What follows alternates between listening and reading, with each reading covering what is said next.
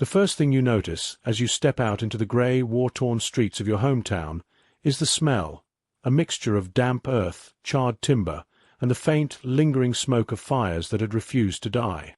Your boots press into rubble, loose stones and fragments of brick crunching underfoot. Each step carries weight, not just the weight of your body, but the weight of memory, of lives interrupted and futures uncertain. The morning fog clings to your coat, cold and insistent, as if the city itself breathes around you, watching, waiting, unsure if it should welcome you or warn you away. At the corner of the street, an old woman bends over a makeshift stall, a board balanced on overturned crates. Her hands, rough and knotted from years of toil, offer you a slice of bread, the crust broken unevenly. The aroma is familiar, almost home-like, despite its simplicity, a reminder that even after the thunder of artillery has faded, life clings stubbornly to small comforts. You take it, feeling the warmth from her palm seep into your fingers, the grainy texture softening under your touch. You bite, tasting the mixture of flour, salt, and the faint bitterness of survival. Around you, children chase each other through puddles formed from the morning dew and the remnants of yesterday's storm. Their laughter, raw and unpolished, cuts through the silence like a candle flame in a dark room. You pause to look at one of the buildings that has survived the bombing, the facade scorched, windows shattered, yet stubbornly upright. Light from the overcast sky bounces off the broken glass, scattering like tiny stars across the wet cobblestones. You run your hand over the wall. The rough texture is cold and crumbly, as if the stone itself remembers the fury that passed over it. You hear the faint sound of hammering somewhere nearby, a rhythmic, steady beat, and your attention drifts toward a half-rebuilt house. Inside, a man works slowly, sweat mingling with soot on his brow. The smell of wet plaster and oak fills the air, mingling with a distant scent of roasted chestnuts from another corner of the street. His hands move with purpose, guided by muscle memory born before the war, yet his eyes betray a deep exhaustion, a quiet determination not to let the city die completely. You continue walking, noticing the subtle movements of recovery around you. A woman hangs laundry outside, the fabric stiff with dew. The wind carries a hint of lavender, perhaps a remnant of a far-off garden, and you are struck by the surreal mixture of destruction and renewal. Smoke curls from chimneys, uneven and unpredictable, but persistent, a signal that meals are being prepared, families slowly gathering again, that despite everything, the heart of the city beats on. You feel a pang of recognition in your chest. You are not alone. There is a rhythm here, fragile but enduring, that draws you forward, step by careful step, toward something that might, in time, resemble normality. As you round the corner, you hear a faint melody carried on the wind. Someone is playing an accordion, a tune that seems both joyous and sorrowful, tugging at memories you have long tried to forget. The notes ripple across the empty street, reaching into the cracks between broken stones and fallen plaster, and for a moment, the weight of the city lifts slightly, replaced by a fragile hope. Children stop their games to listen, tilting their heads, and you find yourself pausing too, letting the music fill your lungs, your ears, your very skin. The song carries a story of endurance, of families reunited, of love that refuses to vanish, even when the world has tried to erase it. You walk toward the small market square, where survivors gather in quiet clusters. A man with a cart of potatoes greets another, sharing a laugh that is faint but genuine. Their voices are hoarse from the cold and the weeks without proper warmth, yet they cling to normal conversation as if it is a tether to life itself. You notice the small details, the way a mother smooths her child's hair, the careful way a baker slices bread, the way sunlight hits a puddle and makes it glint like broken glass turned precious. You sense the layers of human experience here, loss, relief, tentative joy, and the endless thread of hope that refuses to break. Inside a partially rebuilt home, you find a family gathered around a table. The father carves a simple meal from a loaf of bread and a few vegetables scavenged from nearby fields. The mother hums softly, a lullaby learned in childhood, and the children, eyes wide, take tentative bites, savoring each morsel. The texture of the bread is rough, the flavor of the vegetables earthy and faintly bitter, yet every bite is a triumph, a declaration that they have endured. The wooden table bears scars from previous years, scratches and dents like the city itself, yet it holds together, sturdy in its persistence. You realize that survival is measured not only in grand victories, but in these small, painstaking acts of care and continuity. As you leave the house, the street opens into a wider plaza, where the remnants of a church tower stand against the dull sky. You climb the shallow steps, feeling the uneven stones beneath your fingers, and gaze over the city. The rooftops are jagged and uneven, chimneys missing, walls scarred, yet life pulses within every street. People move deliberately, carrying supplies, guiding children, exchanging brief smiles. A stray cat winds through the rubble, sleek and silent, pausing to watch a pair of pigeons fluttering over broken tiles. The wind carries the faint sound of someone hammering, someone cooking, someone calling out in greeting. Each sound is a thread in a tapestry of recovery, intricate and fragile, yet undeniably alive. By late afternoon, shadows stretch long across the streets. You find a quiet corner in a partially repaired courtyard, sitting on a stone ledge. You close your eyes and listen.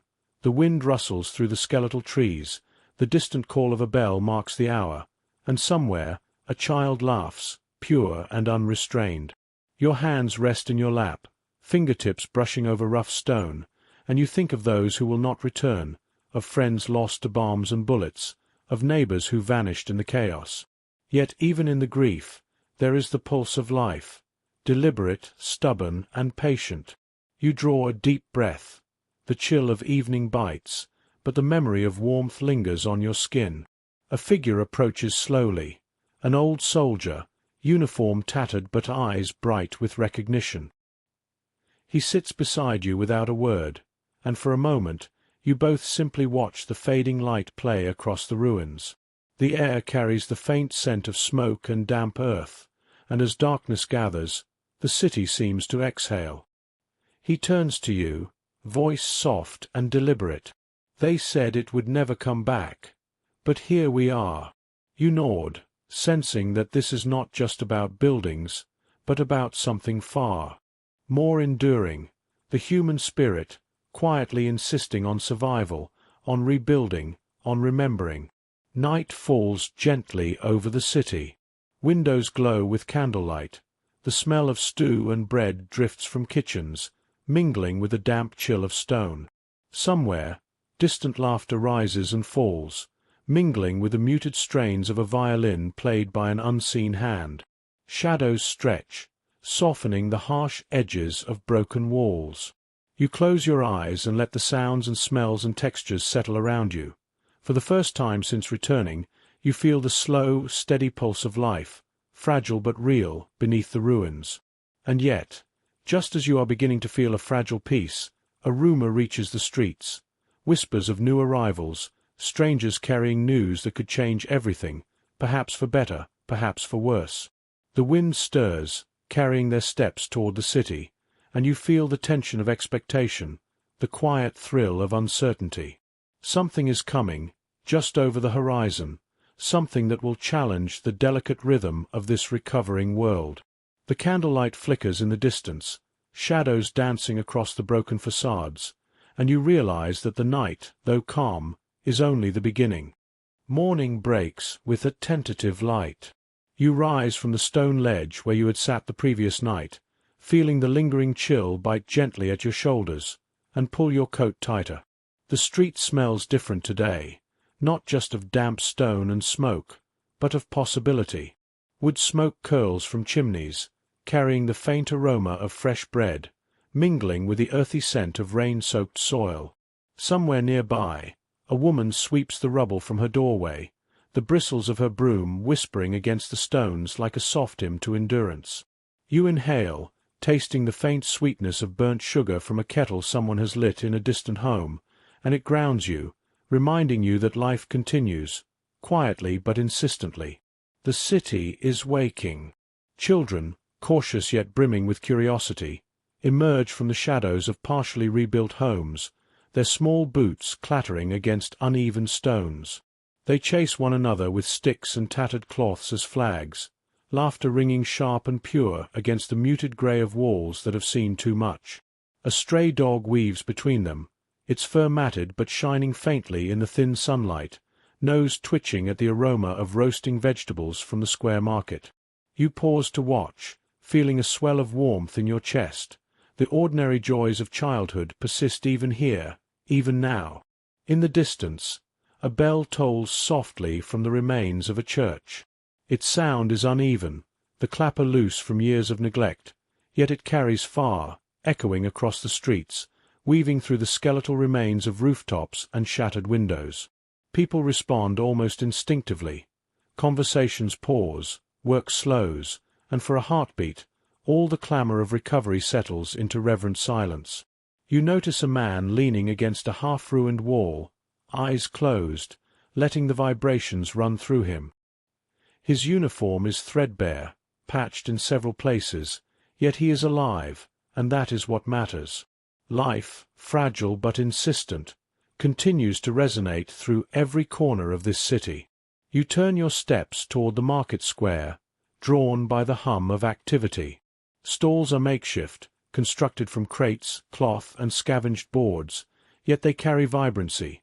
Potatoes, cabbages, onions stacked neatly in small pyramids, the faint sweetness of apples mingling with the dusty air. A woman offers you a piece of cheese, wrapped in oilcloth, the scent of aged milk pungent and comforting. You bite. The texture is firm, slightly gritty, but full of flavor, earthy and grounding. Around you, barter is the language of survival. Coins are scarce, yet small exchanges of goods, sugar for candles, eggs for flour, re-establish the rhythms of daily life. Children tug at their mothers' skirts, asking for a taste of something sweet, and mothers smile tiredly, offering scraps with care. The texture of these simple exchanges is delicate, a dance of necessity and humanity, reminding everyone that society can be rebuilt, one small act at a time. A group of men gathers near the fountain, which still manages to trickle faintly despite damage. They speak in hushed tones, sharing news from surrounding towns, rumors of distant relatives, whispers of opportunities to trade, hints of employment in reconstruction efforts. Their voices carry over the square, rich with dialects and inflections you thought lost, and you feel a subtle thrill. This sharing of information, this collective weaving of survival, is as vital as food or warmth. You overhear mention of a shipment of clothing expected from the neighboring village, and a quiet excitement spreads. It is the pulse of possibility, small but real. The day grows warmer as the sun climbs higher, filtering through gaps in the crumbling buildings. Light scatters across broken tiles, casting reflections that dance across uneven cobblestones. You run your fingers over the smooth edge of a fallen brick, feeling the lingering warmth from the sun. Above, a small group of women is hanging laundry, the fabric stiff and pale, snapping softly in the wind. The smell of damp cotton mingles with the faint perfume of wildflowers picked from the outskirts, and the contrast strikes you. Destruction and beauty, side by side, entwined in an uneasy but persistent harmony. You wander into a small alley, narrower than most streets, where the remains of shops line either side. A carpenter works quietly, sanding the edge of a table salvaged from ruins. The smell of sawdust is strong, almost cloying, but comforting in its familiarity. His hands move with care, calloused but precise, shaping the wood as though he is restoring not just the object, but a fragment of his own life. A young boy watches him intently, mimicking the movements with a scrap of wood, eyes wide with concentration. The boy's mother calls softly from the doorway, laughter lacing her voice, and the scene strikes you. Even amid rubble, learning, growth, and the simple rituals of craft continue to flourish. Midday brings a gentle hum of activity from every corner. Somewhere, the faint clatter of a pot against metal rings out, and a man stirs a large cauldron of soup over an open fire. The smell of onions, carrots, and herbs drifts toward you, warm and nourishing, evoking a memory of family kitchens long past. You hear the laughter of children mixed with the rhythmic hammering of reconstruction, voices overlapping, creating a mosaic of sound that is chaotic yet soothing. A group of women washes clothes in a trough, water splashing against stone, their murmurs a soft counterpoint to the noise of rebuilding. The textures are rich, the roughness of stone, the warmth of fire, the cool wetness of water, and you absorb it all, feeling the world coalescing slowly, insistently around you. As afternoon fades, shadows stretch long across the square. The air grows cooler, carrying hints of damp soil and smoke from distant fires.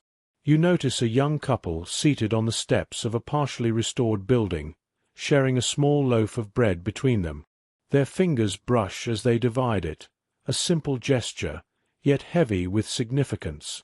You imagine the lives they will build, the children they might raise, the quiet joys that will thread themselves through ordinary days, anchoring them to hope. In another corner, an elderly man hums a tune, accordion strapped to his chest, eyes closed as if the melody alone can stitch together the fractured threads of the past.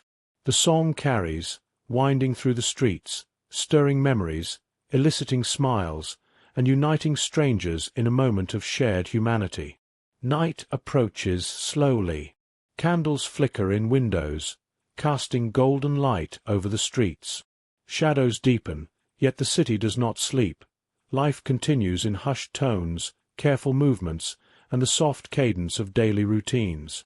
You pause near a fountain, feeling the rough stone beneath your hands, and watch as a child drops a pebble into the water, sending ripples across the surface. The motion is mesmerizing, a reminder that even the smallest act creates waves, that each effort to rebuild carries consequences beyond immediate perception. Somewhere nearby, a woman sings softly, a lullaby learned from her mother, its melody winding through alleys and over rooftops, gentle yet insistent. A messenger arrives, breathless and muddy from travel, and whispers to a small crowd gathered near the square.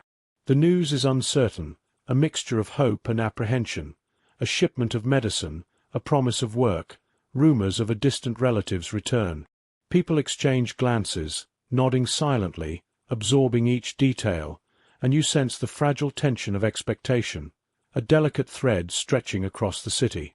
Some smile, others furrow brows, yet all are engaged in the same shared experience, anticipation. You return to a quiet corner, sitting on the steps of a partially rebuilt home. The stone is cool beneath your hands, rough against your palms, yet grounding. Around you, the sounds of the evening coalesce, the distant hammering, the soft laughter of children, the faint murmur of conversation, the crackle of a small fire. You breathe deeply, savoring the mingled sense of earth, smoke, and cooking, letting the sensations anchor you.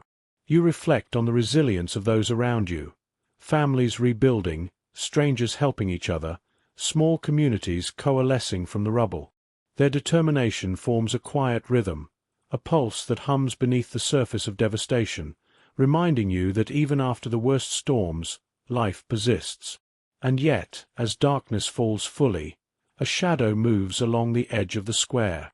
A figure cloaked in a coat too dark for the dim light glides silently past, unnoticed by most, but not by you. You sense something, an intention, an urgency, a story waiting to unfold. The city, though alive, still holds secrets, whispers of danger, and the remnants of fear that refused to die. You lean forward slightly, listening, eyes narrowing, and feel the tension curl around your chest. There is news coming, news that will ripple through this fragile pulse of rebirth, challenging the fragile threads of hope. A gust of wind carries a chill, brushing against your face, and for a moment you hear the faint echo of footsteps, deliberate and measured. You wonder, who walks through this recovering city at such an hour, and what will their presence mean? The candlelight flickers in the distance, shadows stretching and contracting across broken rooftops, and you know that the calm of the day is only temporary. The night whispers its secrets, and you, seated among the quiet stirrings of life, feel the subtle thrill of anticipation. Something unseen approaches, carrying with it stories yet untold, mysteries that will test the strength and resilience of those who have survived, and perhaps the very fabric of this recovering city. The morning air is crisp, carrying the smell of damp stone and the faint sweetness of blossoms pushing through cracks in the rubble. You step into a narrow alley where a small bakery has reopened. The smell of warm dough, still slightly yeasty, wraps around you like a soft blanket. Inside, a woman kneads the bread with firm, practiced hands, her fingers coated in flour that clings to her skin like a thin layer of dust from the ruins outside. The texture of the dough is cool, pliable, and smooth under your palms as you watch her work, her movements precise yet relaxed, almost meditative. The rhythm of her kneading fills the room, punctuated by the soft scratching of a child's pencil as he traces letters in a notebook near the window. Sunlight filters through broken glass, casting fragmented patterns across the table and illuminating the particles of flour floating in the air like tiny, suspended snowflakes. Outside, the streets hum with tentative life. Merchants call softly to each other, voices strained yet hopeful, echoing faintly off the walls of buildings half restored. A group of women carries baskets of vegetables on their heads, stepping carefully over stones and debris, balancing the weight with a grace that belies exhaustion. You notice the fine details, the rough texture of burlap sacks, the cool metal of a handcart, the warm sun on exposed arms. A man with a hammer pauses to greet them, wiping sweat from his brow with the back of his hand, and the fleeting smile that passes between them conveys more than words ever could, the quiet understanding that they are rebuilding together, and that even the smallest gestures matter. You wander toward the square, where a small crowd has gathered. A traveling musician sits on a wooden crate, strumming a guitar with soft, deliberate movements. The chords resonate against the cracked stone walls, mingling with the distant clatter of construction. The sound is at once melancholic and hopeful, capturing the duality of these days, remembrance of what was lost, and anticipation of what might be. Children sit cross-legged on the uneven cobblestones, listening intently, their faces illuminated by flickering sunlight, shadows playing across their features. The music, gentle and intricate, seems to pull at the memory embedded in the air itself, reminding every listener of evenings long ago, of families gathered, of simpler joys before the storm of war. A woman approaches the musician, carrying a small loaf of bread wrapped in cloth. She places it beside him without a word, and he nods in acknowledgment, eyes glinting with gratitude. The aroma of baking bread mingles with the sound of the guitar, creating a rich sensory tapestry. The warmth of sustenance, the resonance of music, the subtle hum of community. You inhale deeply, tasting the faint sweetness of wheat in the air, feeling a warmth spread from your chest down to your fingertips. Life, you realize, persists not in grand gestures, but in these small, almost imperceptible exchanges, the giving and receiving that nurtures the soul. As the day unfolds, you move through the streets observing acts of quiet reconstruction. Men and women carry stones to partially rebuilt walls, their hands blistered but steady. Children sweep rubble into neat piles, turning play into productivity. The tactile sensation of grit and stone, the rhythmic pressure of lifting, the heat radiating from the sun-warmed surfaces, all create a sensory landscape that is both exhausting and grounding. Each stone placed, each brick laid, carries with it the weight of memory and the hope of a future. You pause to watch a young boy carefully set a brick in place, his small hands trembling slightly under the effort, and realize that even children are participants in this revival, learning responsibility, endurance, and the subtle art of cooperation. In a quieter lane, a group of elderly women sit around a makeshift table, peeling vegetables for a communal stew. The knife scrapes rhythmically against the wood, punctuating the soft hum of conversation. The scent of onions and herbs fills the narrow passage, and the warmth rising from the cooking fire mingles with the cool morning air. One of the women tells a story of the town before the war, her voice gentle, a soft cadence that draws in anyone who passes. Her hands move automatically, peeling and slicing, yet each gesture is imbued with care. The listeners, a mix of children and younger women, lean in, faces illuminated by the weak morning light filtering through cracks in the wall. You notice the tiny details, the shimmer of sweat on a brow, the rough texture of skin, the faint tremor in a finger as she recalls a distant memory. Every movement, every word, strengthens the invisible threads that bind the community together. You wander toward the outskirts where the fields are slowly being reclaimed. Rows of seedlings push through dark, fertile soil, tended by hands that are steady despite fatigue. The smell of damp earth rises, rich and intoxicating, mingling with the faint sweetness of newly turned soil. Birds call in the distance, their song hesitant but persistent, and you feel a strange comfort in their presence. Farmers move deliberately, planting, watering, clearing debris, each action a quiet declaration of defiance against the chaos that has passed. You notice the tactile sensations, the cool soil crumbling under fingers, the uneven resistance of young plants, the warmth of the sun on your back contrasting with the lingering chill of morning. These acts of cultivation, small and repetitive, carry the weight of both survival and hope. By afternoon, the city's heartbeat becomes a symphony of human activity. Merchants continue their bartering, children play among the ruins with cautious exuberance, and artisans craft what they can from salvaged materials. The air is rich with scent, fresh bread, herbs, smoke from cooking fires, the subtle odor of wet stone. Voices rise and fall in a rhythm both chaotic and comforting. A carpenter measures a plank, a blacksmith hammers metal, and the clang resonates through the streets like the echo of a promise kept. You watch as neighbors exchange goods, advice, and fleeting smiles, realizing that each small interaction is a stitch in the fabric of a recovering society. In the evening, families gather around fires, sharing meals and stories. The smell of roasted vegetables and simmering stews blends with the cool air. You hear the laughter of children mingling with a low hum of conversation, punctuated by the occasional clink of utensils against enamel bowls. An old man recounts tales of distant towns and relatives lost to the war, his voice carrying the weight of experience and memory.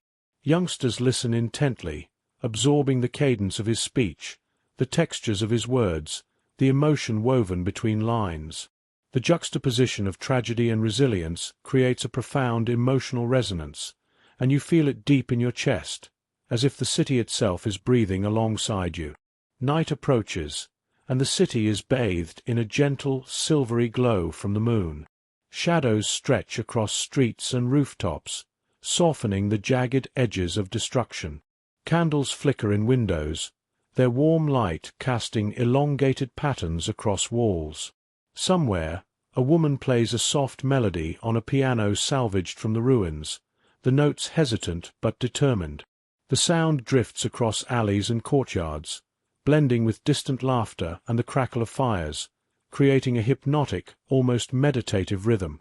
You notice the tactile sensations, the cool stone beneath your fingers as you lean against a wall, the warmth radiating from the fire of a nearby home, the gentle brush of wind against your cheek. The senses converge, grounding you in this fragile yet persistent reality. A sudden movement draws your attention. A rider appears on the outskirts of the square, cloak billowing, boots thudding softly against uneven stones.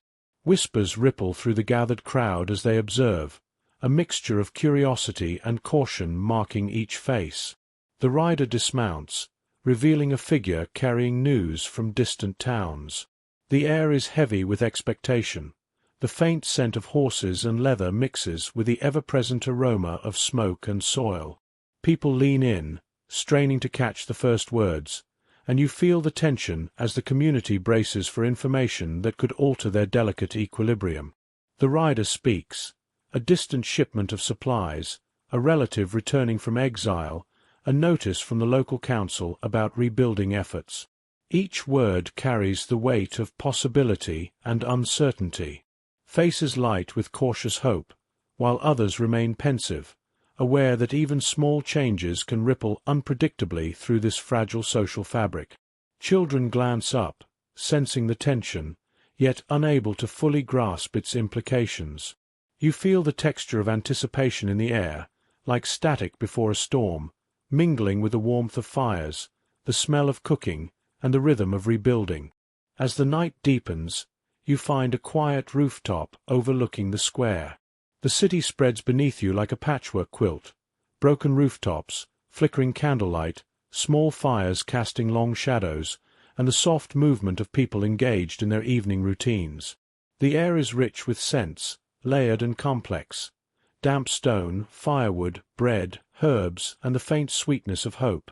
You breathe it in, letting the textures, sounds, and smells settle around you, and reflect on the resilience embedded in every act of survival, every shared glance, every quiet gesture. And yet, a sense of unease lingers. A shadow moves along the alleyways below, silent and deliberate. Someone watches, someone waits, someone carries news not yet spoken. The pulse of the city, fragile but persistent, hums beneath the surface, and you realize that even in this world of careful recovery, unseen forces are gathering, preparing to test the delicate balance of hope and survival. The moonlight shifts, glinting off broken glass and puddles, and for a moment, the city seems suspended in time, caught between memory and the unknown future. You feel a shiver, half anticipation, half apprehension, and know that tomorrow, the stories of this fragile world will continue to unfold, carrying both promise and uncertainty, and shaping the lives of all who call it home. Morning breaks gently, diffused through ragged curtains in a small apartment above the square. The sunlight is soft, casting elongated patterns across wooden floors scarred by the passage of rubble, soot, and hurried repairs. You stretch, feeling the cool morning air brushing against your skin, a lingering dampness clinging to your clothes. Outside, the scent of fresh bread mingles with the earthy aroma of wet stone and moss sprouting through cracks. Birds, tentative in their movements, hop along the roof edges, their chirps weaving lightly with the distant hammering of reconstruction. Each sound, each smell, each tactile sensation, the rough floor under your bare feet, the slight stiffness of joints stiff from yesterday's labor, reminds you that life continues, even if cautiously, even if every step carries the memory of loss. You descend to the streets, following the faint melody of a violin carried by the morning breeze. A musician has set up near the edge of a partially rebuilt fountain, its water still trickling softly, defying the neglect of years. The bow moves slowly across the strings, producing notes that are at once melancholic and tender. Children pause their play to listen, their small hands clutching tattered dolls or sticks turned into swords. The music, though fragile, threads itself through the city, stitching together spaces and moments, binding the old and young, those who remember and those who only know fragments of memory. The sound vibrates gently against your chest, and you feel it as a pulse, not just in the body, but in the city itself, awakening dormant hopes. In the square, artisans begin to gather. A potter places a wheel on a flat stone, kneading clay that smells faintly of damp earth and mineral-rich soil.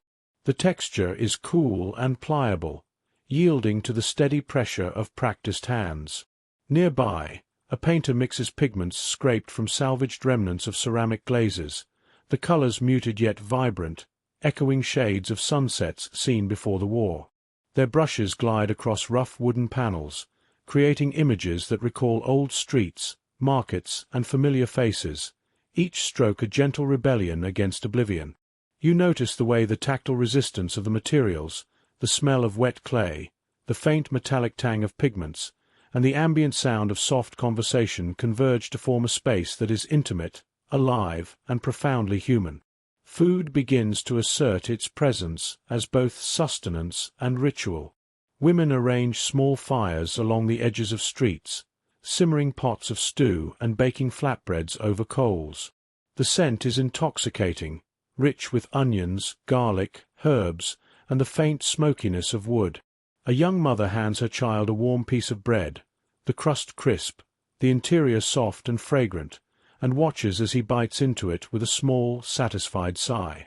Nearby, a group of men exchanges slices of cured meat for eggs, barter serving as both commerce and social glue.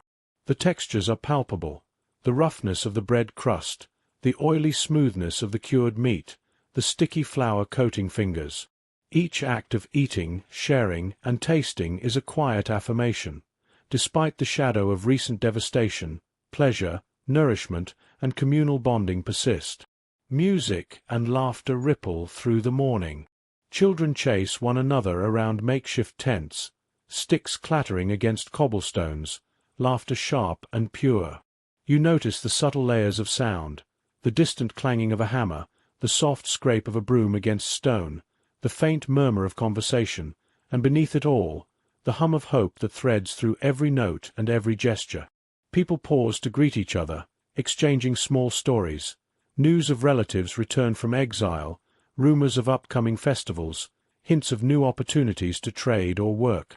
The human scale of these interactions grounds the city, anchoring its recovery in connection rather than simply in bricks and mortar. In a quieter street, an elderly woman teaches a small group of children traditional songs. Her voice, thin but firm, carries over the gentle wind, each syllable deliberate and melodic. The children repeat the phrases with careful attention, some missing a note, some blending perfectly, and the joy radiates outward like light through mist. You notice the textures of learning, the soft press of lips against each other's laughter, the uneven weight of small feet on cobblestones, the slight warmth of sunlight against their cheeks. These lessons are more than music. They are the preservation of memory, culture, and identity, a gentle defiance against erasure, and you feel the weight of it all coalesce into something profoundly moving. By mid-morning, a small theatre troupe sets up in the remnants of an old hall. The smell of timber and dust fills the space, mingling with faint traces of paint and candle smoke. Actors rehearse a simple play about life before the war, their voices carrying in careful projection, rich with emotion and subtle humor. You hear the scrape of shoes against the floor, the soft rustle of fabric, the faint clinking of props. Passers-by stop, curious and eager, their eyes reflecting the flicker of candlelight and sunlight. Even amidst partial ruin, the arts return as both spectacle and solace, reminding everyone that beauty and expression are essential, not optional, for human survival. A young man sits at the edge of the square, sketching faces of passers-by on scraps of paper. His hands are stained with charcoal, his sleeves smudged with dust. Each line captures a fleeting expression, a mother's weary smile, a child's mischievous grin, an old man's distant gaze. He pauses occasionally, inhaling the sharp scent of graphite and the subtle fragrance of wildflowers pushed through cracks in the stone. Each drawing is a meditation on presence, an attempt to capture fleeting moments of life persisting amid ruins. You watch him work, the tactile engagement of hand, paper, and pencil creating a quiet rhythm that is almost hypnotic, a soft counterpoint to the bustling energy of the square. Food, music, and art interweave seamlessly as the afternoon deepens. Smoke rises from cooking fires, carrying scents of herbs and roasting vegetables. Laughter and conversation ripple across the city, punctuated by the soft hum of distant construction. Children's voices climb and fall like a melody, while artisans and performers create beauty and structure in parallel, each aware of the other's efforts. You notice the interplay of touch and sound, the warmth of clay, the cool resistance of paintbrushes, the vibration of a guitar string under a finger. All these sensations coalesce into a rich tapestry, an intricate dance of survival, creativity, and communal engagement. Evening brings a gentle wind, carrying the faint scent of wet stone and wood smoke. Families gather along the edges of streets and small courtyards, sharing meals and stories. You notice the tactile details, the coarse texture of blankets spread over uneven stones, the weight of children leaning into parents, the warmth radiating from shared fires. Conversations blend with music from a nearby violin, creating a layered sensory environment. Laughter, melody, the sizzle of cooking, the subtle clatter of tools as night preparations begin. Each sensory layer reinforces the sense of life gradually reclaiming its place, delicate but insistent, even as shadows lengthen and cool air seeps into corners of the city. A small crowd forms around the partially restored theatre hall. Tonight, a short performance recounts tales of pre-war festivals, family celebrations, and village gatherings. The actors' voices carry the nuances of memory, soft pauses, raised tones, laughter mingling with sorrowful notes. You feel the emotional resonance of the audience, leaning forward, absorbing each gesture and inflection. Children watch with wide eyes, learning not only the words but the cadence, the rhythm, the emotional texture of cultural memory. You notice the tactile aspects of their engagement, fingers clutching hands, the brush of shoulders as people shift in anticipation, the warmth radiating from shared bodies pressed together for comfort. The air vibrates with shared understanding, a collective acknowledgement of continuity and hope. Night settles over the city, soft and deliberate.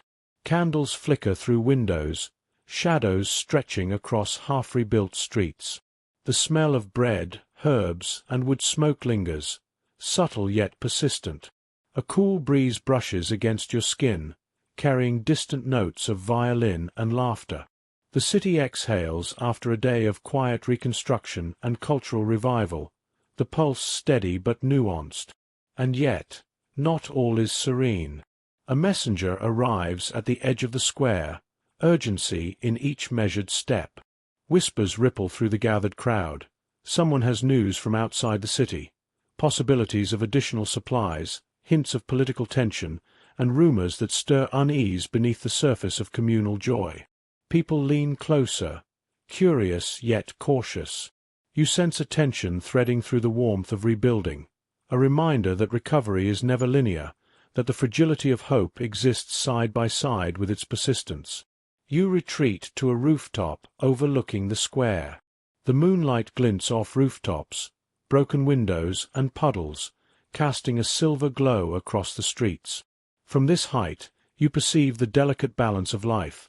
Families clustered around fires, artisans at work, children still playing, performers and musicians reclaiming their spaces. The city breathes as one entity, fragile yet tenacious, its rhythm steady yet punctuated by uncertainty. Somewhere in the shadows, figures move with intent, carrying unknown stories, secrets yet to be revealed. A shiver travels down your spine as you consider the approaching days, the tasks of reconstruction, and the subtle currents of tension threading through this reborn community. The night stretches before you, full of possibilities and hidden challenges. And you, perched above the square, feel the pulse of life, culture, and resilience, tempered by the awareness that the delicate harmony of hope and survival is only beginning to unfold. The early morning is sharp and cool, carrying a scent of wet earth and lingering smoke from fires that never fully died out. You step through narrow alleys, where the uneven stones are slick with dew, and the faint tang of wood and coal mixes with the acrid odor of refuse that has accumulated during the war. A faint murmur reaches your ears, a soft, almost whispered conversation punctuated by hurried footsteps. Here, in the shadows of half-rebuilt buildings, survival takes on forms both practical and morally complex. A man leans against a crumbling wall, his jacket patched in several places, eyes alert. He clutches a small sack, the fabric rough and worn, and exchanges it with another figure, hands moving swiftly, deliberately, yet almost tenderly. The contents are indistinguishable, but the air around them is charged with tension and secrecy. You notice the subtle textures, the coarse wool of the jacket, the cold metal clasp of the bag, the uneven cobblestones under their feet. The sound of passing carts, distant hammering, and a dog barking somewhere beyond the alley is a rhythmic backdrop to this clandestine transaction. The smell of damp stone and faint tobacco smoke clings to the air, grounding you in the reality of human ingenuity under pressure. In the same square where music and laughter resound during the day, the night tells a different story. Lanterns flicker, their light casting long, wavering shadows that make the ruins seem alive, almost sentient. You notice the tactile sensations of the cold stone walls under your fingertips, the chill of wind through your coat, and the faint warmth radiating from small fires where people gather in whispers, trading goods, information, and sometimes favors that weigh heavily on conscience. The contrast between day and night, the visible joy of reconstruction and the hidden struggles of survival, is stark, almost jarring, but it reflects the nuanced reality of life emerging from conflict. A young boy navigates the square, carrying a small bundle of cloth. His eyes are wide with curiosity and caution, and you observe the tension in his body. Slight crouches, pauses, glances over his shoulder. The bundle contains stolen or bartered goods, food, medicine, perhaps a token of something more valuable. He moves carefully, aware that every shadow could conceal danger or opportunity. The sensation of his small hands gripping the cloth, the texture of the uneven cobblestones beneath his feet, and the faint rustle of his movements against the still air create a layered sensory experience that mirrors the fragility of the society around him. Inside a dimly lit home, a family huddles around a stove, the faint smell of stew mingling with the acrid smoke of a chipped chimney. The father, a former soldier, traces his fingers along the edge of a photo, his expression distant, almost haunted. You notice the textures and temperatures, the rough edge of the photograph under his fingers, the heat from the stove warming his palms, the subtle chill seeping through cracked walls. His mind drifts back to the war, faces of comrades lost, the sound of artillery, the metallic tang of blood, the unrelenting anxiety of survival. Each sensory memory is sharp, visceral, and entwined with the present as he prepares to make difficult choices to keep his family alive. Outside, black market dealings continue under the guise of night. Barrels of food, clothing, and medicine change hands silently, each participant weighing the moral implications against immediate needs. You notice the subtle cues, a hand brush against a shoulder, the faint jingle of coins in a pocket, the quick adjustment of a scarf concealing a hidden item. The smell of herbs, spices, and stale bread fills the alleys, masking more illicit exchanges beneath the surface. The tactile sensations, the weight of items carried, the friction of sacks against arms, the uneven ground beneath hurried feet, draw you into the intimate immediacy of survival. In another corner of the city, a small group gathers around a fire, recounting stories of ration shortages, lost relatives, and near escapes.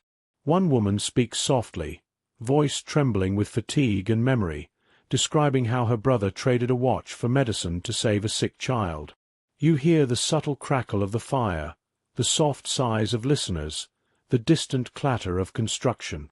Each story carries the emotional weight of sacrifice, the tactile pressure of decisions that must be made, and the lingering scent of smoke and damp stone, grounding the narrative in lived experience. As the afternoon wanes, you observe the strain etched into faces across the city. Soldiers returning from nearby skirmishes, now tasked with policing or rebuilding, carry both physical and emotional scars. Their movements are deliberate, measured. The tactile tension of muscle memory and the weight of gear on tired bodies combine with the distant echoes of gunfire in memory. You hear the faint creak of boots on rubble, the rustle of uniforms, and the soft murmur of civilians offering cautious smiles. The visual and tactile contrasts, the torn fabric of old uniforms against delicate household textiles, the rough stone beneath tenderly planted flowers, under the complex juxtaposition of past violence and present rebuilding. Evening brings the faint smell of smoke from cooking fires and the sharper tang of metal from ongoing repairs. You notice a baker, his hands rough and scarred, dividing loaves among a waiting line. The texture of the bread, warm and yielding, contrasts with the roughness of his palms. Each exchange is careful, eyes scanning for signs of tension or desperation. Nearby, children play. Quietly, aware of boundaries that adults have established. An unspoken code of conduct to survive, to maintain order amid scarcity. You sense the tactile sensation of tension in the air, interwoven with warmth from fires and the occasional burst of laughter, creating a fragile equilibrium. A former soldier sits on the edge of a broken fountain, tracing circles in the dust with his fingers. His mind drifts to the events of the past, to choices made under duress. You notice the subtle sensory details, the texture of dust between his fingers, the soft scrape of stone under fingertips, the faint metallic scent of old bullets lingering on his jacket. Around him, life continues. Children chase one another, merchants trade quietly, and musicians practice softly in the background, but he is suspended in a private rhythm of reflection and regret. The emotional weight is palpable, the tactile engagement with his environment grounding him even as memories tug at his consciousness. In the dimming light, a black market exchange unfolds near the edge of the square. Two men crouch, exchanging small packages wrapped in cloth. The tactile contrast is immediate: rough wool against smooth paper, cold metal coins against warm palms. The air is thick with anticipation, a subtle tension that weaves through the crowd nearby. Whispers, almost inaudible, float across the space, punctuated by the faint scraping of cart wheels and the distant hammering of repair work. The scent of smoke, mixed with spices and bread, carries the duality of warmth and danger. You feel each detail: the pressure of hands, the quickened heartbeat of participants, the delicate balance between secrecy and exposure. Night falls fully, bringing a soft, reflective hush. Candles flicker behind windows, casting gentle shadows across streets still rough and uneven. The faint murmur of conversation, the rustle of fabric, and the occasional bark of a dog create an ambient rhythm. You notice the tactile contrasts: warmth from a fire, the cool press of stones underfoot, the faint brush of wind against cheeks. In these quiet moments, individuals confront the complexity of survival, moral choices, scarce resources, and the delicate negotiation between necessity and conscience. A young woman, her face illuminated by candlelight, writes a letter to a relative who survived in exile. Her fingers trace the rough edges of paper, the ink smudging slightly as she presses too firmly. She writes not only of daily survival but also of small joys: bread shared, songs remembered, moments of laughter amid hardship. The scent of smoke from a nearby fire mingles with the faint aroma of herbs on her windowsill, creating a layered sensory experience. You sense her cautious hope, tempered by fatigue and the uncertainty of tomorrow, a mirror of the city itself. The square is quiet now, but movement persists in shadows. Figures slip along alleys, carrying messages, goods, and secrets. Each step is measured, deliberate, a tactile dance between risk and necessity.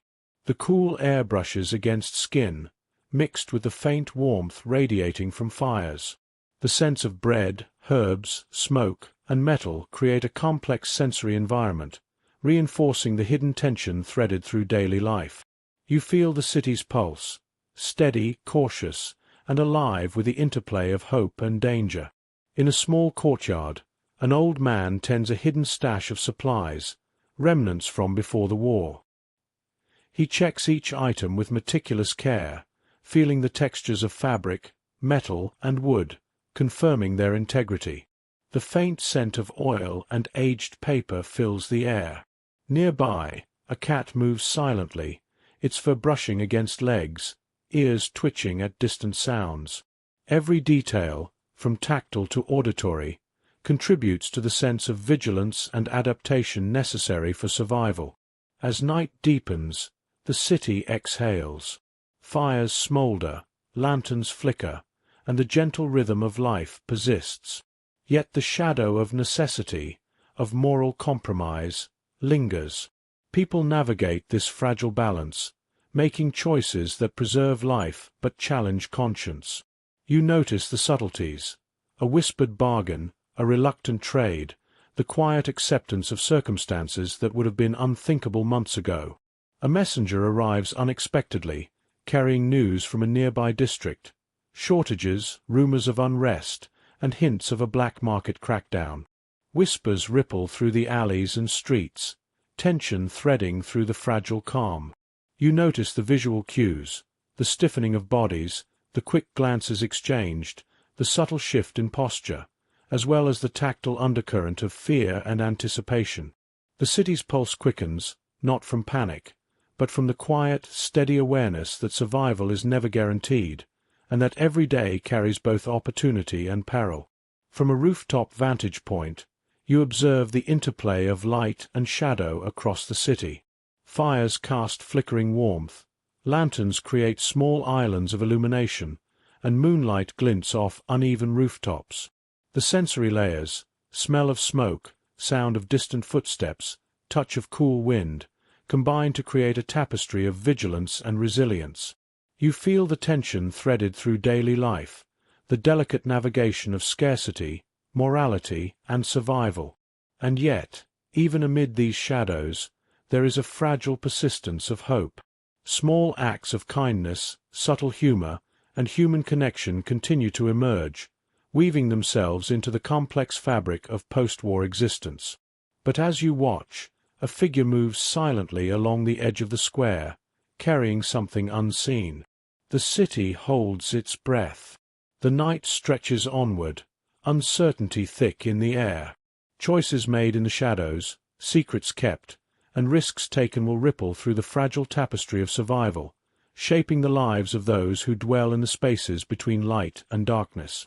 And as the city slumbers, poised between hope and necessity, you realize that the true test of resilience has only begun. Dawn breaks over the city like a soft sigh, sunlight filtering through clouds tinged with pale pinks and grays. You step onto the streets, feeling the uneven cobblestones underfoot, rough yet familiar. The air carries a mix of scents, dew-laden earth, faint smoke from distant fires, and the subtle aroma of herbs and bread being prepared in early morning kitchens. Birds flutter among half-rebuilt rooftops, their calls tentative, yet persistent, as if echoing the cautious optimism of the people below. You notice the tactile contrast of cold stone underfoot and the gentle warmth of sunlight brushing your shoulders, a reminder that life continues despite the scars left by conflict. In the square, preparations for a local festival are underway. Children run between stalls, carrying ribbons and handmade decorations, their laughter ringing sharp and bright against the backdrop of partially rebuilt buildings. You feel the energy in the air, the tactile rhythm of hammering wooden frames, the smoothness of fabric being folded and draped, and the faint smell of fresh flowers placed in rough clay pots. The festival is modest, an attempt to reclaim joy in the midst of scarcity, but it resonates with resilience. You observe the subtle layers of human connection, mothers adjusting scarves on their children, elders instructing younger generations on traditional dances, and neighbors exchanging ingredients and small goods in quiet barter. A young woman, her hands rough from daily labor, sets up a small stall of baked goods. The bread is uneven but fragrant, warm and soft under her fingers.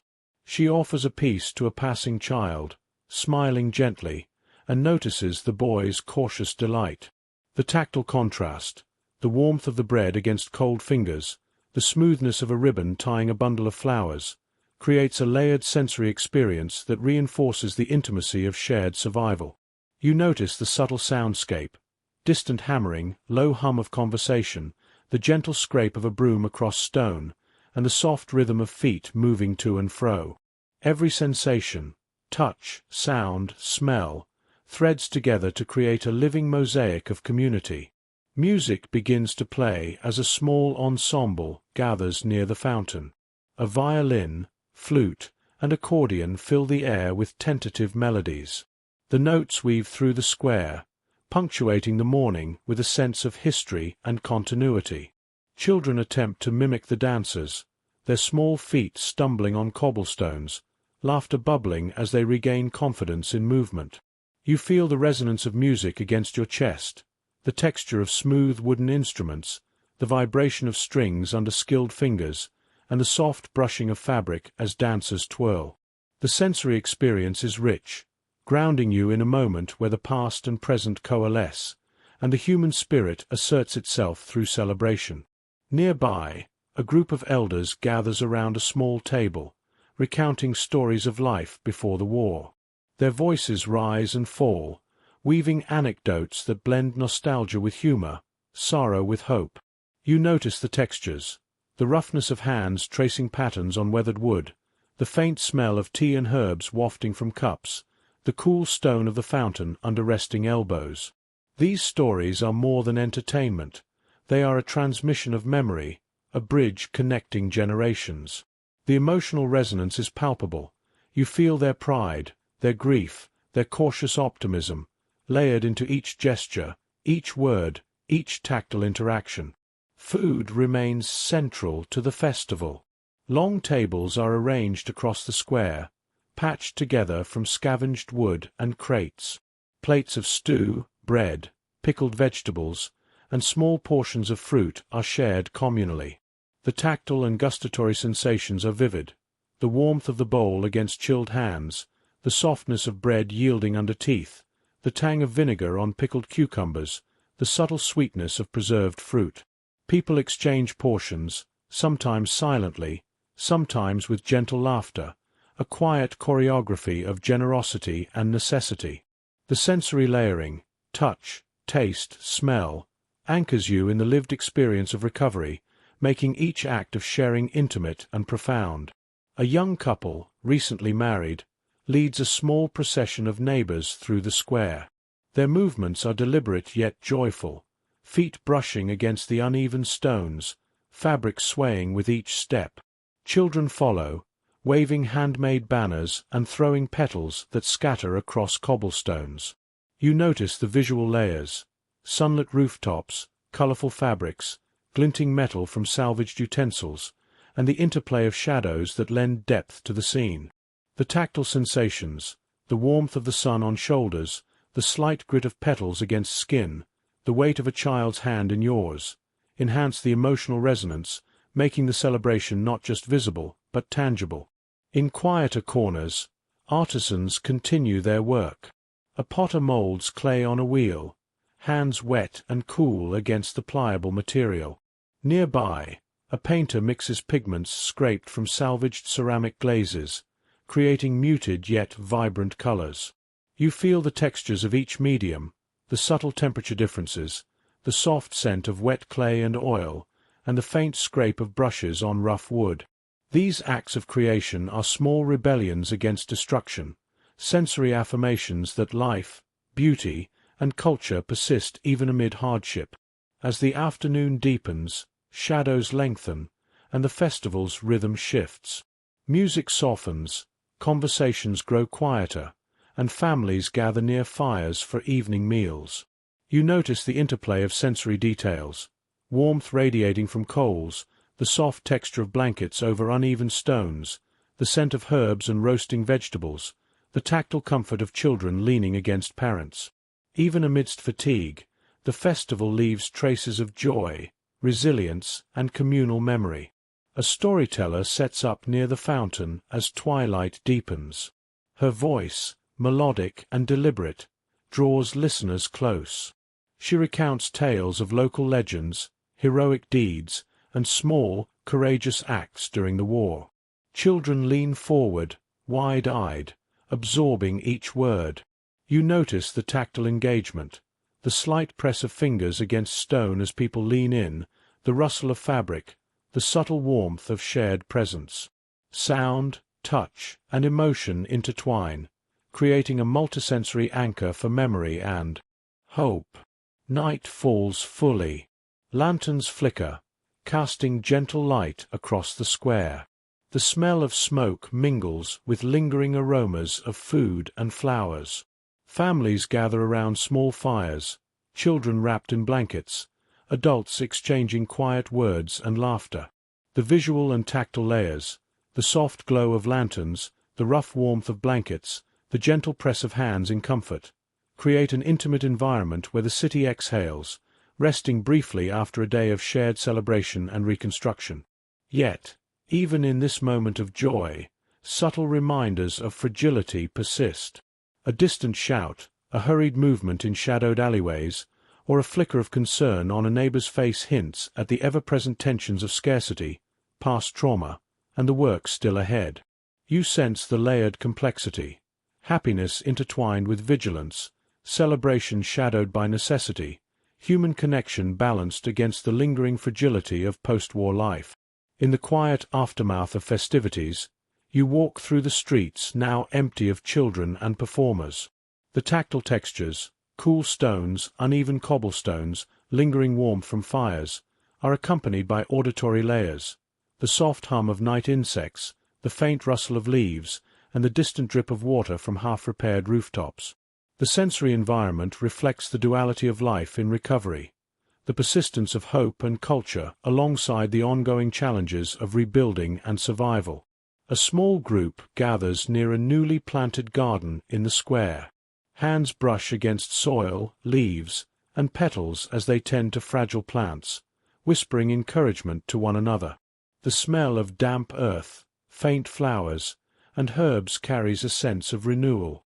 You notice the tactile engagement, soil pressing through fingers, petals brushing skin, water splashing lightly, and the subtle warmth of shared effort.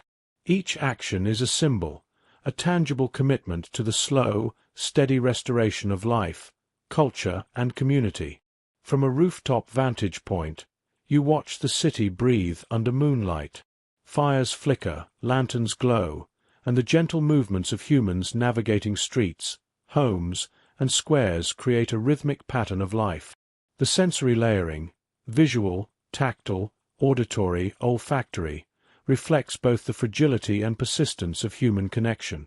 Communities, once fractured by war, now weave themselves into new patterns, blending memory, tradition, and adaptation. As you take in this quiet panorama, the sensory richness of the day lingers. Warmth of fires, scent of food and flowers, soft laughter, tactile contact with stone and soil, music echoing from windows. Even amid scarcity and uncertainty, culture, connection, and celebration persist. And yet, on the edge of the square, shadows stir, a reminder that the next chapter of rebuilding is both a promise and a challenge, and that life, in all its beauty and fragility, continues to unfold. Close your eyes for a moment, breathe deeply, and imagine the tender rhythms of life slowly returning after the thunder of conflict. This is the story of individuals navigating their inner landscapes, balancing grief and hope, making choices that shape their futures while redefining what it means to live fully after trauma. The morning light is pale but insistent, filtering through broken window panes and illuminating the uneven cobblestones of streets still marked by destruction. You notice the texture beneath your feet, jagged stones worn smooth by countless steps, softened here and there by fresh mud from ongoing reconstruction. The air carries the layered sense of early cooking fires, damp earth, and a faint sweetness of foraged wildflowers placed on windowsills. The soundscape is subtle yet alive, birds calling from half-rebuilt roofs, distant hammering, and the murmur of neighbors greeting each other with cautious warmth. The tactile and auditory details create an intimate sense of immersion, grounding you in a city that is rebuilding not only its structures but its human spirit. A former soldier, his uniform long discarded but the habits ingrained, walks slowly through the streets. His boots press into the cold, rough cobblestones, each step a reminder of past marches and battles. The sun warms his shoulders, contrasting with the chill seeping through cracks in walls and floors. His eyes, wary yet searching, take in the subtle movements of life, a child picking herbs from a garden, a baker arranging bread in the window, a young couple laughing over a shared loaf. You feel the textures, the rough leather of his boots, the uneven stones, the soft warmth of sunlight, and the layered emotions, guilt, hope, longing, and tentative joy. Inside a modest home, a woman prepares tea, her hands moving with practiced care.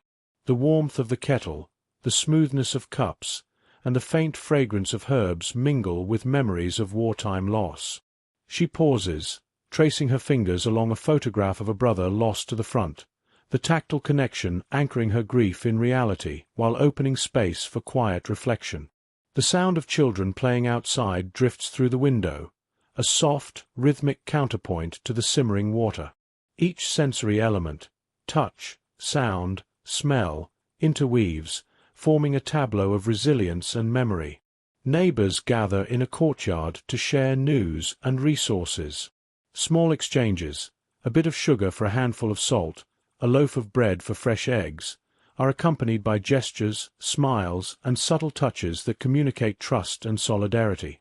You notice the tactile nuances, rough palms brushing against smooth fabric, fingers lightly gripping coins or produce, the press of hands in greeting.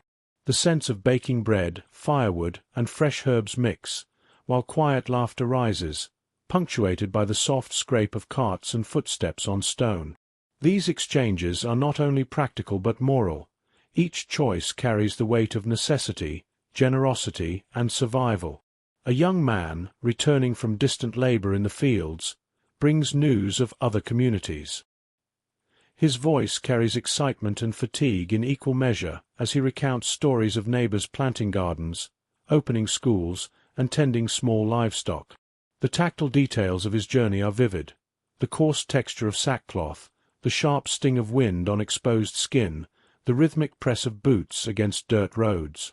You feel the resonance of his exhaustion and pride, the subtle joy in reconnecting with familiar faces and places, and the layered complexity of survival amidst lingering scarcity. At a nearby schoolhouse, lessons resume for children who had been denied education for years. Chalk dust floats in the air, mingling with a faint scent of damp wood and ink. You notice the tactile contrasts, the smoothness of slate, the rough texture of chalk, the warmth of hands pressed to desks. The teacher's voice is soft but firm, weaving lessons in arithmetic, literacy, and practical skills essential to rebuilding life. Each child's expression reflects curiosity, fear, and determination, layered with the emotional residue of disrupted childhoods. The sensory environment, sight, touch, sound, immerses you in the intimate struggle and hope of learning anew.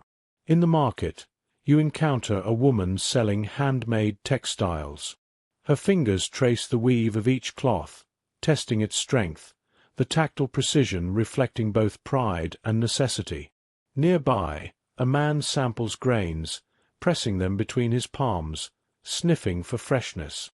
The scents of herbs, spices, and fresh produce mingle with faint smoke from fires and the tactile brush of fabric against skin.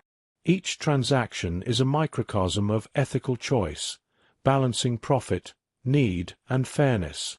You sense the quiet triumph of ordinary actions shaping a moral and material landscape, the subtle rhythm of recovery embedded in daily life.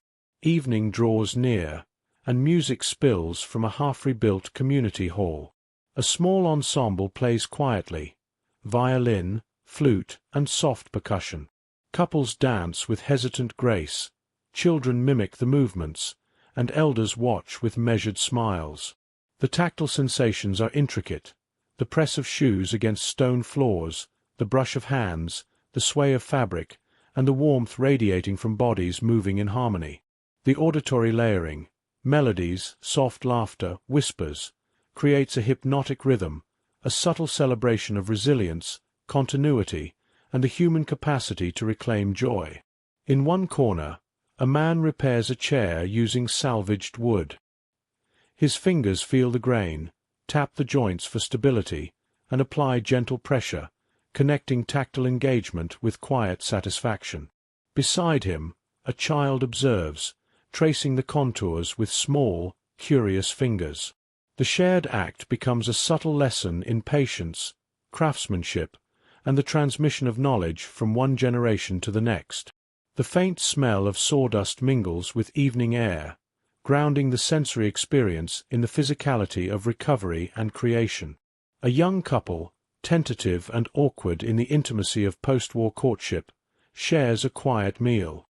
The warmth of stew against their palms, the soft texture of bread, the faint aroma of herbs, and the sound of distant music create a tableau of burgeoning trust and tentative love.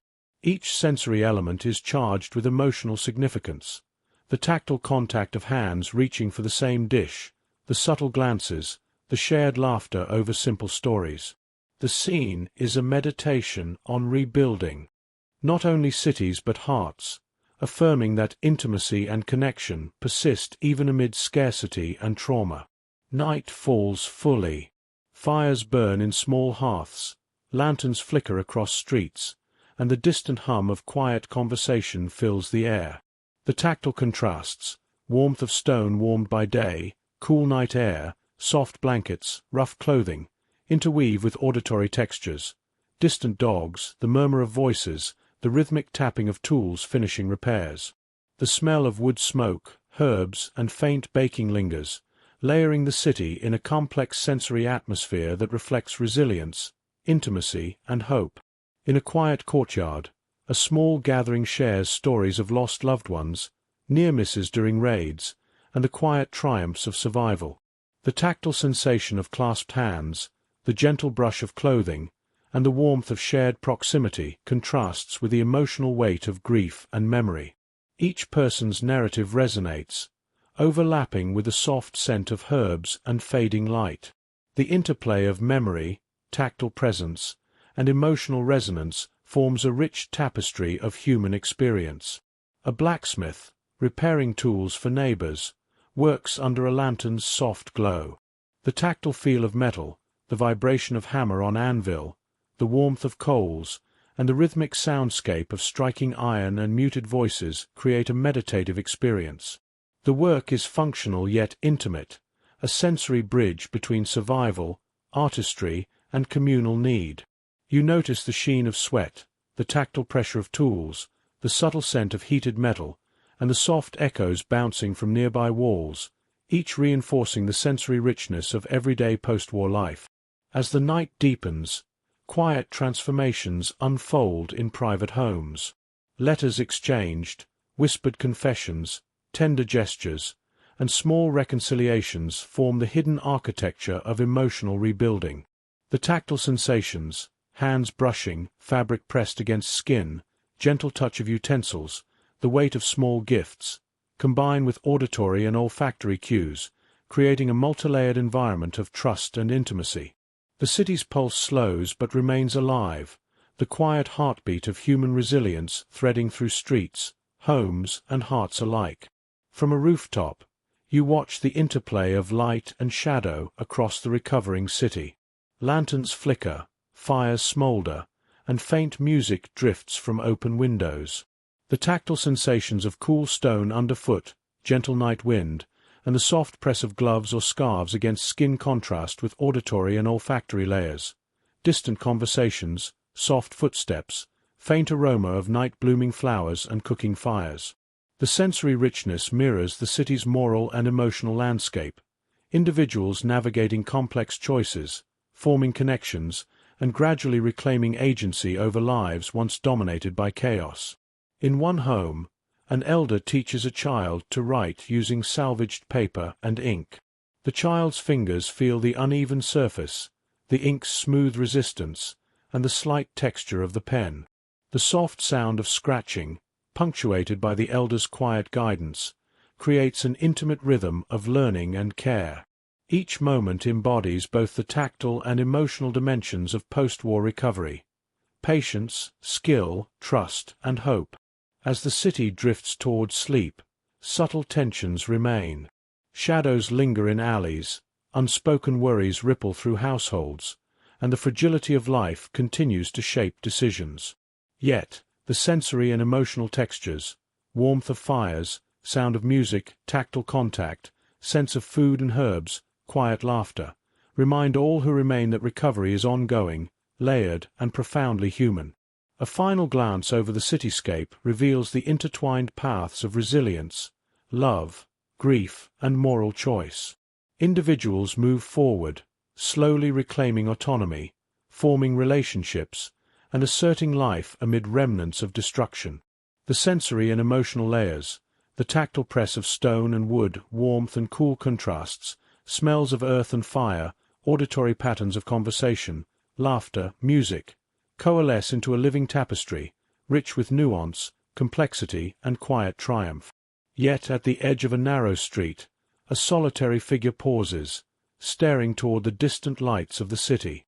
Their expression is unreadable, caught between reflection and decision. What choices will tomorrow demand? What quiet transformations have been completed, and which are only beginning? The night holds its breath, as does the city. Morning dawns with a soft, silvery light, spreading over rooftops that have gradually been mended, streets cleared of debris, and small gardens flourishing in every available plot. You step outside, feeling the tactile contrast of smooth pavement and patches of coarse cobblestone beneath your feet. The air carries the layered sense of damp earth, baking bread, faint smoke from chimneys, and flowering plants. Birds flit across newly restored roofs, their calls echoing lightly against walls once scarred by conflict. You notice the intricate visual layers, bright fabrics fluttering on lines, glinting metal from salvaged utensils, sun catching the edges of glass in repaired windows. These sensory cues embody both survival and transformation, anchoring the mind in a world slowly reclaiming itself. In the central square, families gather around newly established fountains. The gentle rush of water contrasts with the tactile feel of smooth stones beneath fingertips. Children's laughter rings across the space, their energy a testament to generational renewal. Adults, older and wiser, exchange greetings, tending to shared responsibilities and communal projects. The sounds of hammering, laughter, and conversation interweave with olfactory traces of fresh bread and herbs from market stalls. Every element, a touch, a smell, a sound, forms a rich mosaic of legacy, carrying the quiet imprint of decisions, sacrifices, and acts of creativity made decades earlier. A former teacher, now aged and reflective, walks slowly among students in a courtyard-turned classroom. Fingers brushing against worn desks, she observes young faces absorbing knowledge once denied, tracing her own memories of wartime scarcity and disruption. The tactile experience of slate, ink, and paper evokes layers of history, lessons that survived adversity, knowledge passed hand to hand, a lineage of intellect and curiosity persevering against all odds. You notice the auditory rhythm of soft voices reading aloud, pencils scratching across paper, the occasional giggle, each a heartbeat in the long continuity of learning and resilience. The city's marketplace, vibrant once more, carries subtle echoes of its past. Merchants display goods alongside stories of survival, jars of preserved fruit, handmade garments, tools restored or repurposed from ruins. The tactile experience is vivid. Smooth ceramic, rough cloth, cool metal, and the tactile warmth of human contact during exchanges. Scents mingle. Fresh bread, simmering soups, herbs, and distant hints of wood smoke. Conversations weave history into everyday transactions, trading not only goods, but lessons, traditions, and the moral weight of choices made during hardship. Each action, touch, and word forms an invisible bridge from past to present. In a narrow alley, a sculptor molds clay into forms inspired by wartime memories. Fingers press and smooth, guiding material into shapes that speak of grief, loss, hope, and love.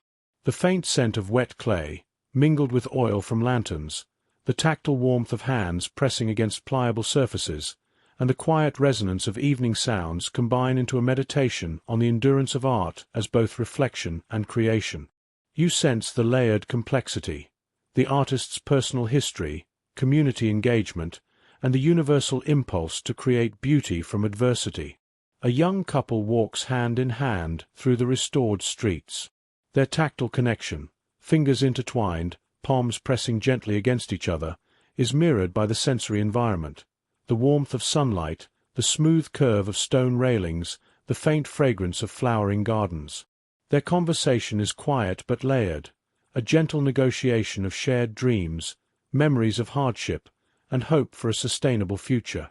Each sensory detail, the weight of small gifts, texture of clothing, brush of fabric, rhythm of footsteps, enhances the emotional resonance, illustrating how intimate human bonds persist and flourish amid reconstruction.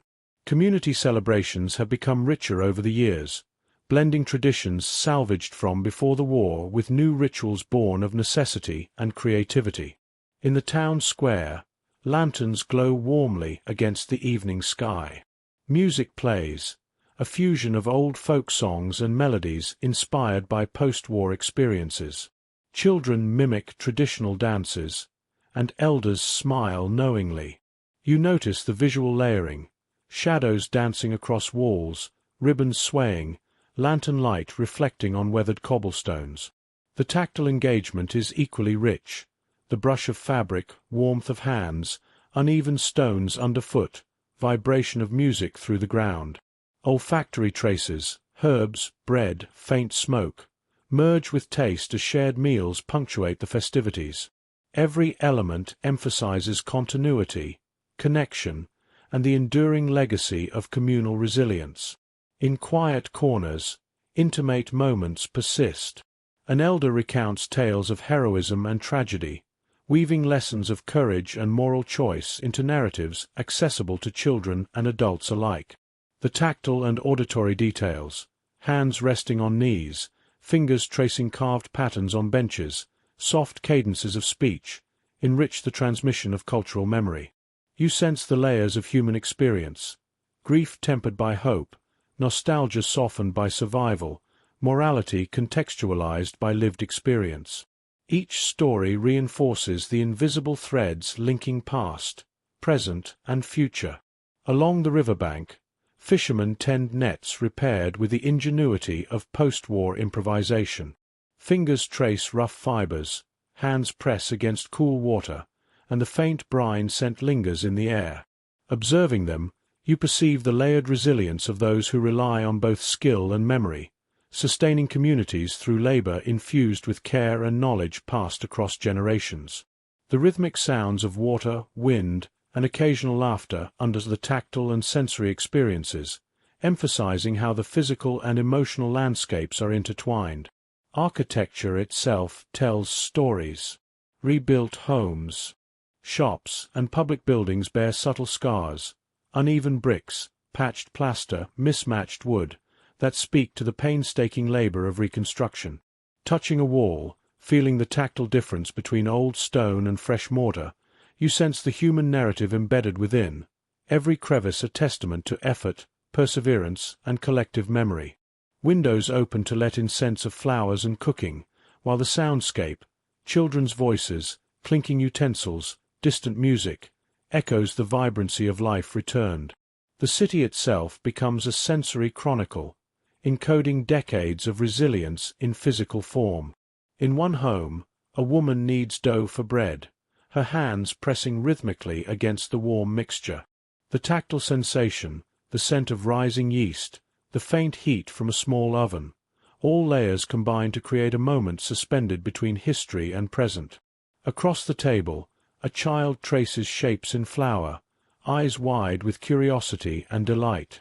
You notice the auditory layer, the soft scrape of wood, the child's laughter, the muted hum of conversation, and the olfactory nuances, faint smoke, herbs, and the subtle sweetness of dough.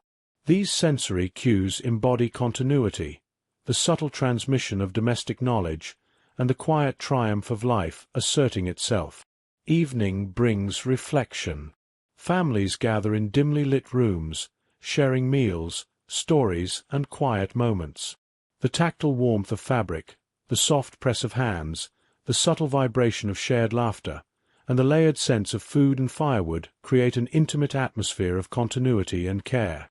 You sense the emotional layering, relief tempered by fatigue, joy interwoven with remembrance, hope mingling with lingering uncertainty. Each gesture, touch, and glance is imbued with the weight of legacy, the quiet insistence of human endurance.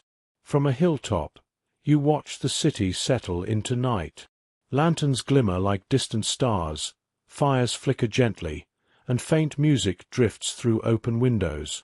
The tactile experience of cool stone underfoot and gentle evening breeze, paired with auditory and olfactory layers, the hum of conversation, soft footfalls, scent of blooming flowers, creates a rich sensory tableau of memory and continuity. You realize that every structure, every ritual, Every gesture has been shaped by post-war resilience, threaded through generations, and now contributes to a living, breathing legacy. In a small community hall, descendants of those who rebuilt the city gather to commemorate anniversaries of rebuilding. The tactile engagement, hands shaking, fabric brushed in greeting, soft touch of small gifts, blends with auditory cues of speeches, laughter, and music. Visual details, the glow of lanterns, the shimmer of decorations, the movement of bodies, layer with scent and taste. Flowers, food, and faint traces of incense or smoke. Each element forms an immersive record of history embodied in present experience. As the night deepens, quiet tension remains at the edges. Scarcity may still linger, old wounds remain unhealed, and shadows of past choices subtly color the present. Yet the city pulses with continuity, connection, and resilience. You notice the layering. Tactile, visual, auditory, olfactory, and gustatory cues interwoven with the intangible threads of memory, morality, and hope. Each moment, gesture, and interaction reinforces the enduring human capacity to rebuild, to love, to create meaning from survival.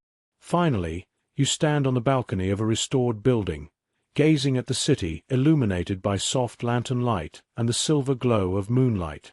Streets, gardens, and rooftops tell stories of labor, courage, loss, and joy. The tactile contrasts, cool stone, warm lanterns, gentle fabrics, blend with sounds of laughter, distant music, soft conversations, and the scent of bread, herbs, and night air. You sense the layered complexity, past and present coexisting, the legacies of those who endured, and the subtle shaping of the world we inhabit today.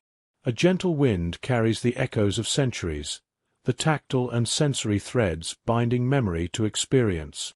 You feel, smell, hear, touch, and taste the culmination of decades of resilience, witnessing the human spirit translated into streets, homes, music, food, and relationships.